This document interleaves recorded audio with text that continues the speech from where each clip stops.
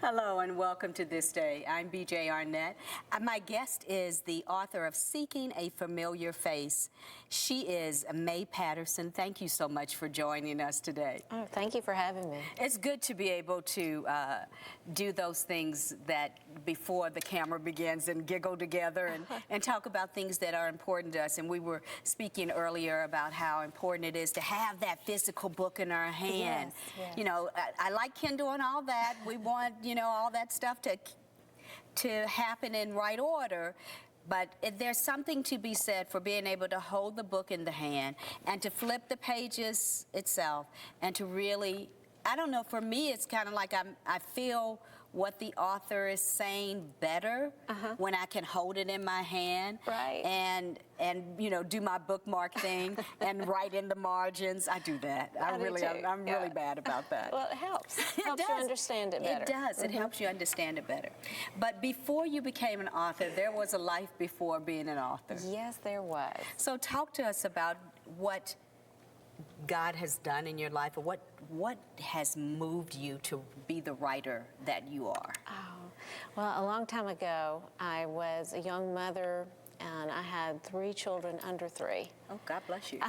All at the same time. Yes, 3 and 2 Bless you. years. Yes, and so at that point, I guess it magnified insecurity in me, and I had postpartum depression. I had a lot of things coming down all at once, I guess.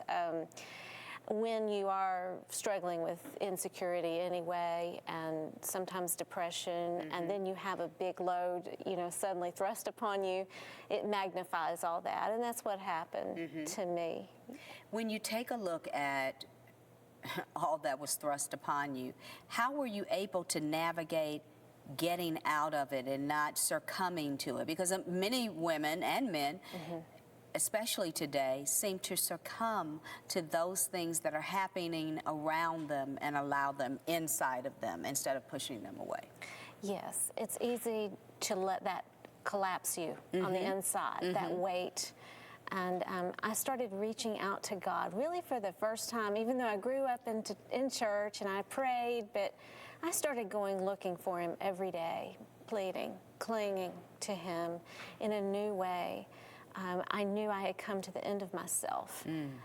Billy Graham says that. Yes, when you come to the end of yourself. That's the point of discovery. Yes, that's it. and where your life with God truly begins. Yes. And that's what happened for me. And I found so much strength there that it helped me bear up under that weight instead of collapsing beneath it. There is a lot to be said for the ability, the resilience to be able to do just that. But then to take pen to paper, that's a whole nother, you know, that's a whole nother thing. Right. You know, I started thinking back a few years ago, I do a lot of teaching, women's groups and different groups, and I've noticed what a distance it seems like the women were from God. And nobody has to live that way. Nobody has to feel distant. Everyone can draw near to Him. In fact, He invites us to do that, to seek Him over 50 times in the Bible. And so I really wanted to help people bridge that gap, you know, and so I started really looking at the Bible. What kind of help can we find here? And I noticed all the characters in the Bible sought God in different ways. They all have a different way of seeking. They all had different needs and circumstances. They all sound like people that, even today, have gone through the same kinds of things that people in the Old Testament went through. Yes.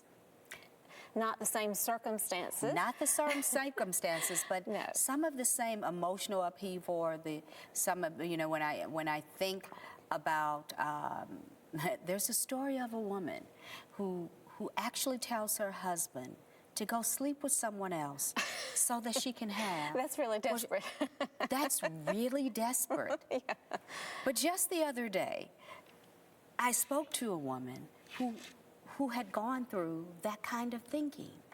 And I thought, man, you know, how far we've come and how far we have not. Without Christ, we've not gone very far.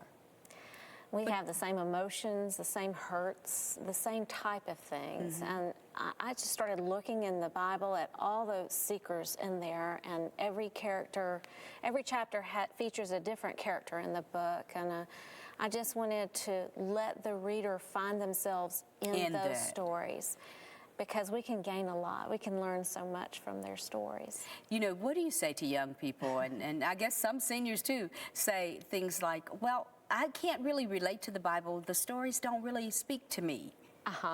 Well, I wrote these stories in first person for that reason.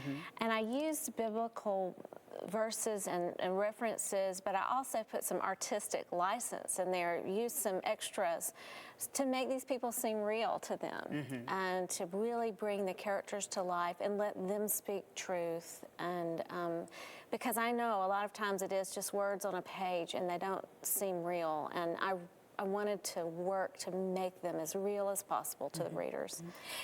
There's something that's very fascinating to me about that concept within itself, is that you take a real scriptural verse and then you add a little artistic license in order to pull the reader in. But there's a point that you stop, that you don't go over.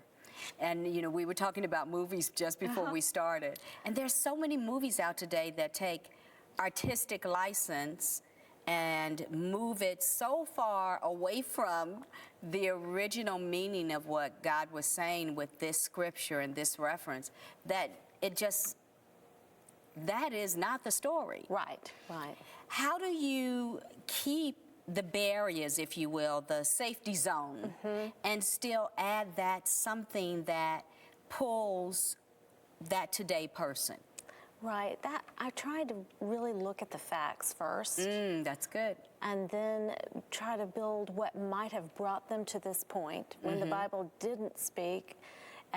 At some places I would make up maybe why they needed God, but they're pretty straightforward. But I use things like smells and sounds and colors, and I don't know what the smells and sounds and colors were, but I just guessed on that. But I wanted to bring these people.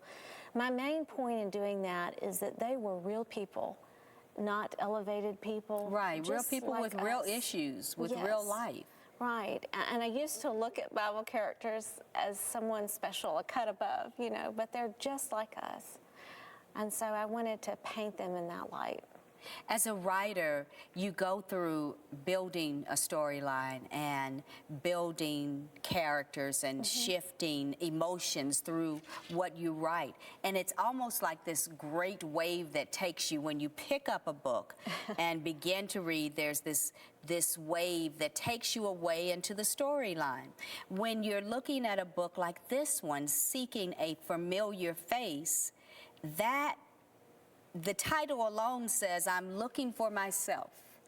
Right. In this, a familiar face. I'm looking for my sister. I'm looking for my dad, my mother, my cousin. I'm looking for someone that I actually knew.